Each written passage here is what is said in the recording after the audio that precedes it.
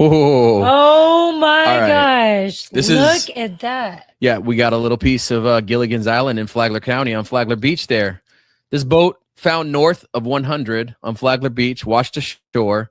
And, unfortunately, it's not Gilligan's Island for this couple out of St. Augustine. A family basically got out in the ocean.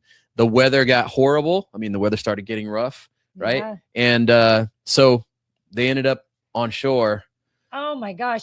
People have been having fun at the boat, but it is actually very, very dangerous. So we are told to stay far away from it. But today they are taking the boat off the shore, starting the process.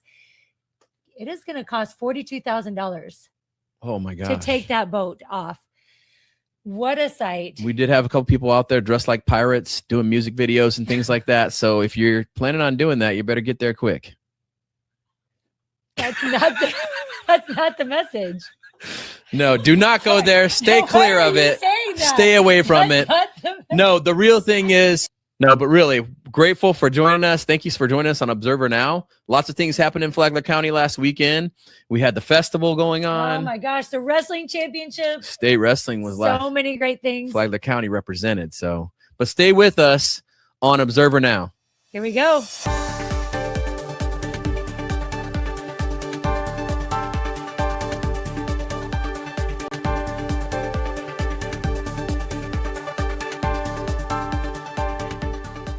So this first story that we have for you today is a bit sobering. Let's take a look at it. Just a very, very tragic and frankly sad case. Probably one of the saddest cases I've seen in my entire career, which is now 51 years. Earlier this week, Flagler County Sheriff Rick Staley provided an update in the investigation into the death of a newborn in Palm Coast.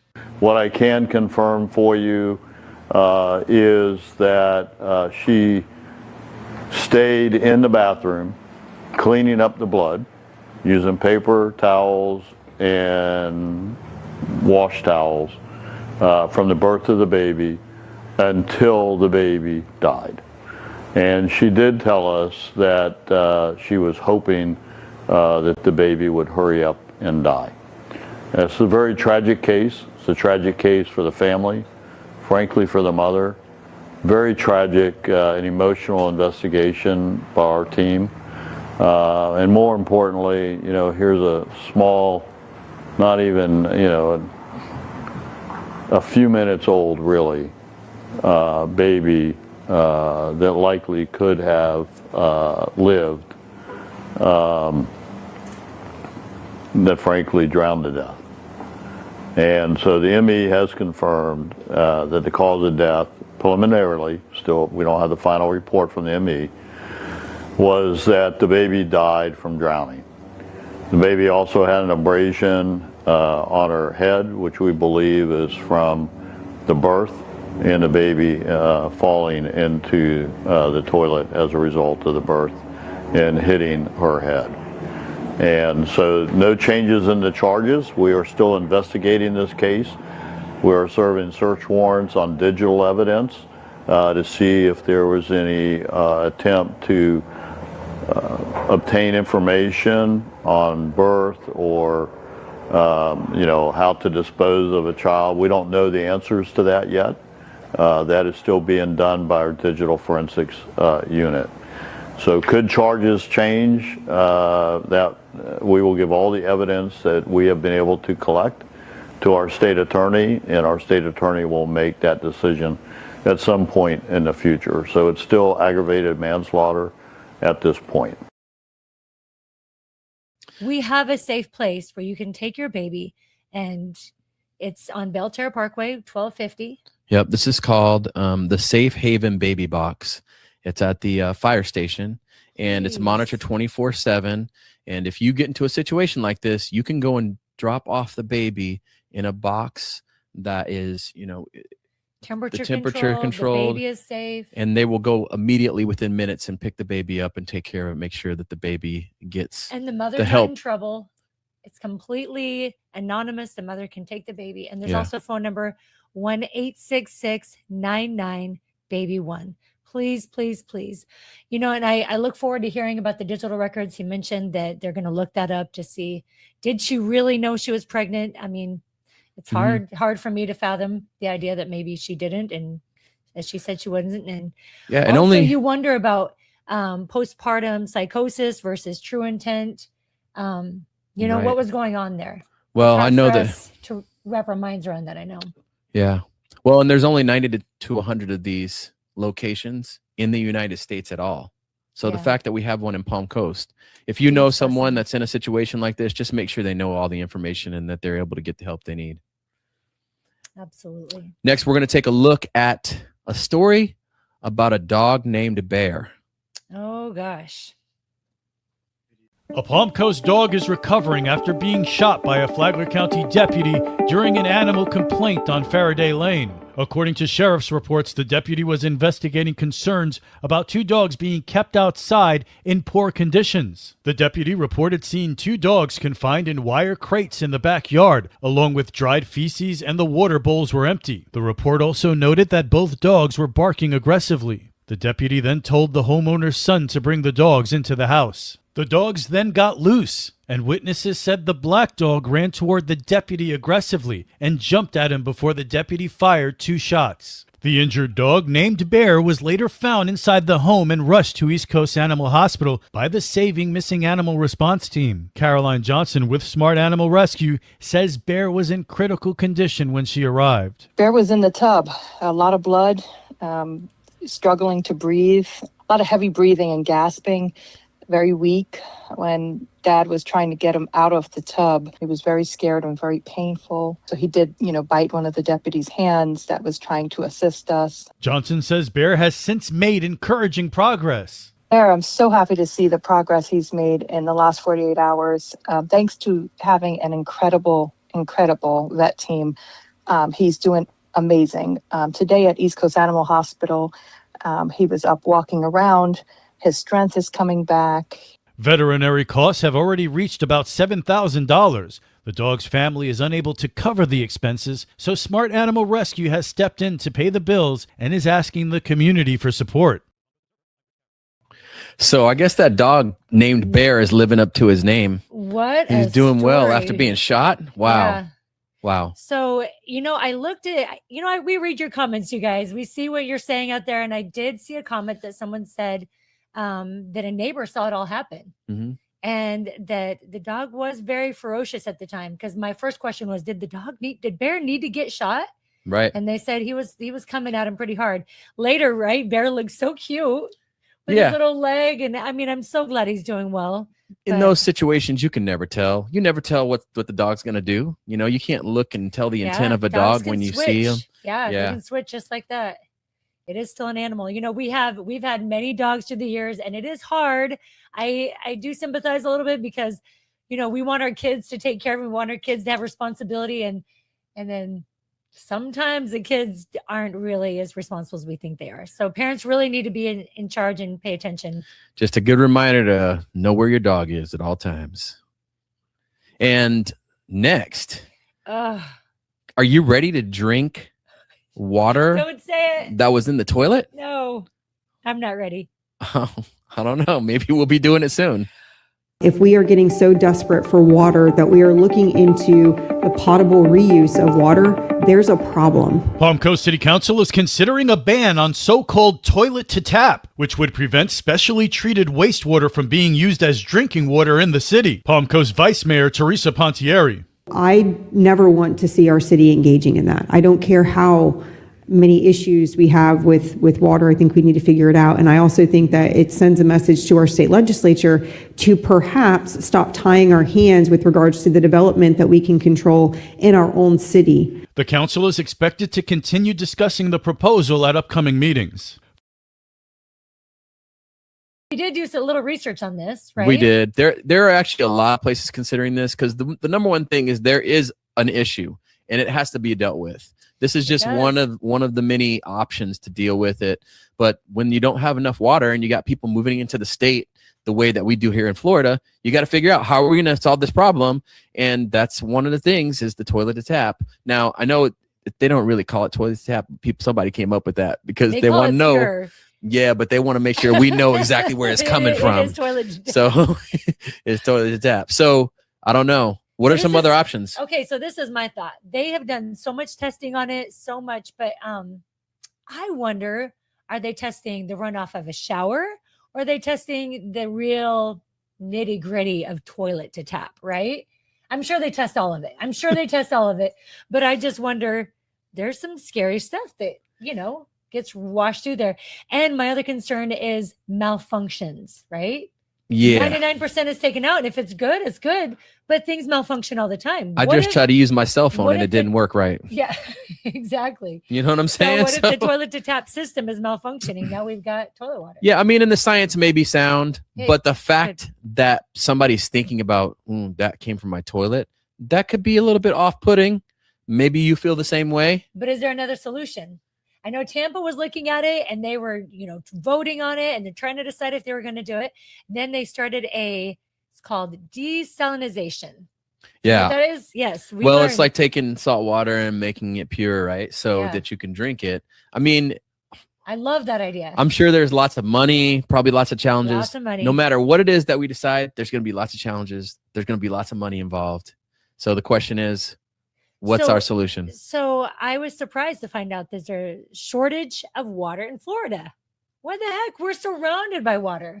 Okay. So I feel like we need to use. Listen, I know some of y'all run the shower while y'all washing and stuff. Just get wet, wash, turn it off, wash, and then turn it back on again. Come on now. I am We all saving about this turning water? off yes, listen. Let's you save this guys. water. I am all about turning off that water. I turn it off in the shower. So step one, that's not going to solve all of our problems. So many people are moving in and the water has to come from somewhere. So listen, I know you guys all have something to say about this. Put some comments down here. Let us know. Toilet to tap. Good? Hey, bad? change our What minds. do you think? Not today, maybe tomorrow? I don't know. Maybe after it's tested somewhere. San Diego started doing it. They approved it 10 years ago. They've spent billions of They're dollars. still working on getting it all implemented. So, But another thing is there's a new stoplight that's coming. And if you like to go to the rodeo, it might help you out. Watch and find out. A new traffic signal has been installed at the intersection of US 1 and County Road 13 in Bunnell. FDOT says the light is currently in flash mode to help drivers adjust, with full activation expected within about 2 weeks. County officials say the signal will improve safety and make it easier to access the fairgrounds for events like the Flagler County Fair and rodeos. I think that's a good spot for a light, and it actually helps me because on US 1 sometimes it can get a little hard to remember that you're headed into town. So hopefully that'll slow me down a little bit. A little fast? That's what I was I'm just saying hopefully it'll slow me down a little bit. On here that I'm just saying. Guys, I'm just saying. Maybe I've seen a couple people going fast. Yeah. Just saying for a friend. So keep your eye out, guys. Keep your eye out. Sometimes it's hard to make adjustments.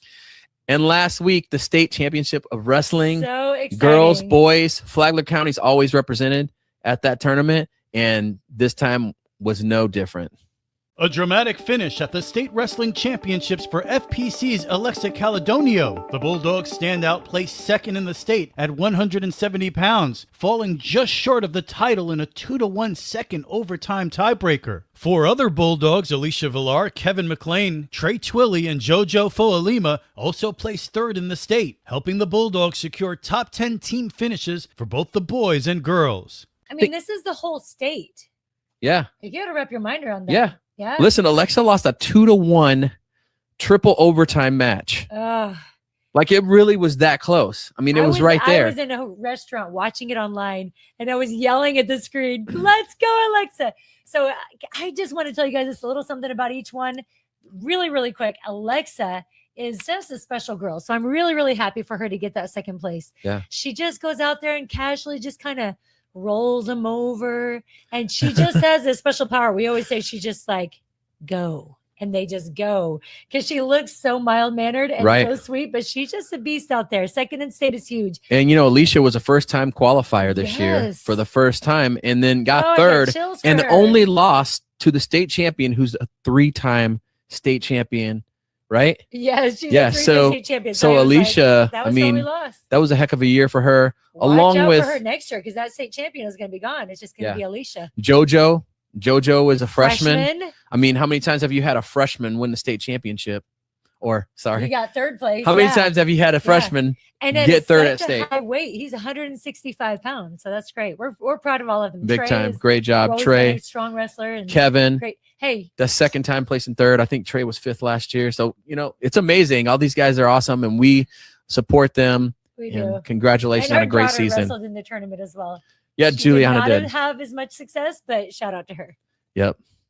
And our girls from Matanzas. Great job, Yeah, great girls job. So glad. and guys. Next, we are excited for you to learn more about Leann Pennington. Commission Chair Leann Pennington on Observer now. Thank you so much for being with us today. Yeah, thank you, Rich, for having me.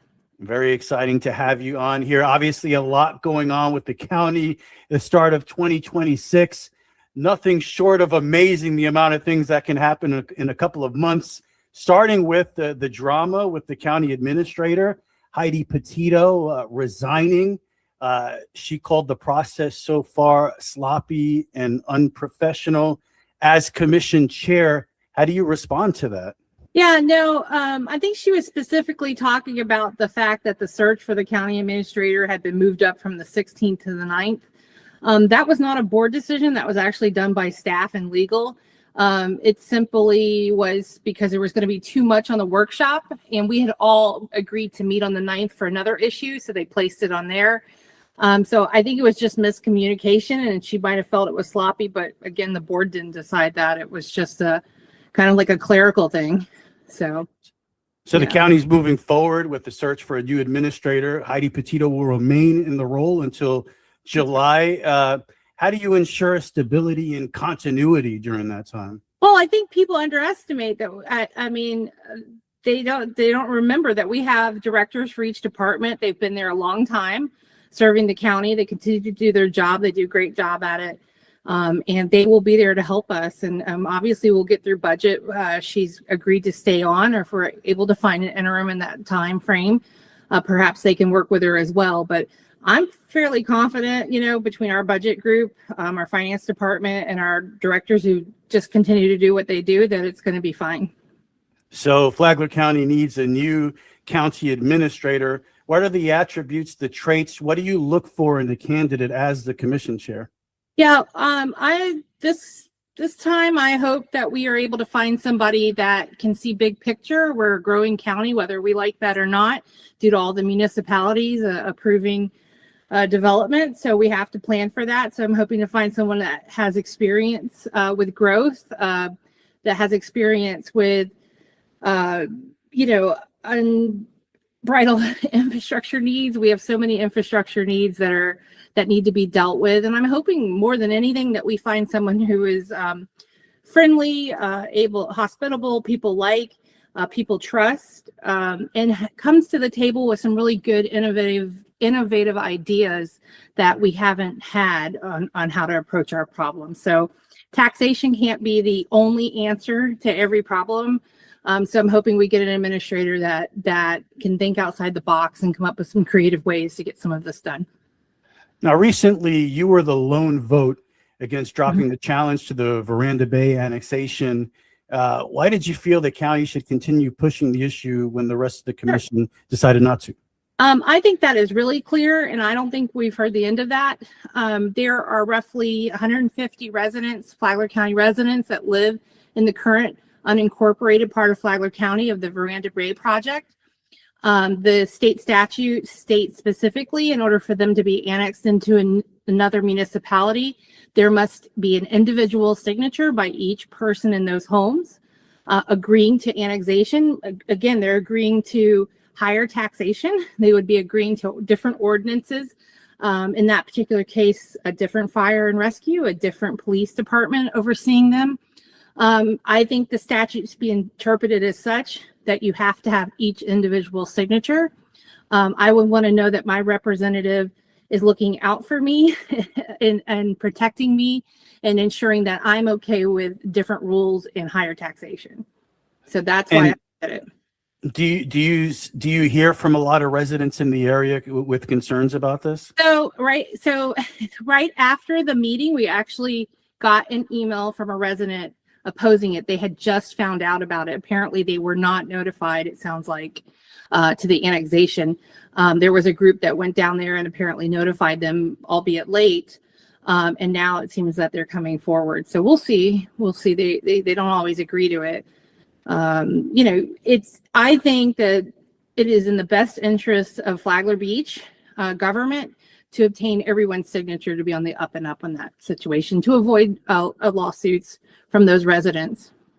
So Leann Pennington, you are the Flagler County Commission Chair, and I want to help Flagler County get to know you a little bit more with two simple questions, which I think these are important questions, but maybe I just have a shallow mind. So here's the first one, okay? What is your favorite movie of all time? Oh my gosh, Tombstone. Tombstone, that's a great movie. That what is a great movie. In there? If it's on, I got to sit down. Val Kilmer Yes. and Kurt Russell, right? Amazing. Yes, that's an amazing movie. And how about your favorite artist or band, musical performer? Oh gosh, you know what? That's hard, but right now I'm loving the Red Stray Clays. There you go. They're awesome. We just saw them in concert. They're fantastic. Is that country music? You know what? Ask them, because sometimes they're country and sometimes they're rock and roll and sometimes they're gospel. And I think that's what I love the most about them. But outside of them, it would be George Jones. All right. I love that. I got to check them out. That sounds really Red cool. Stray Clays. Awesome.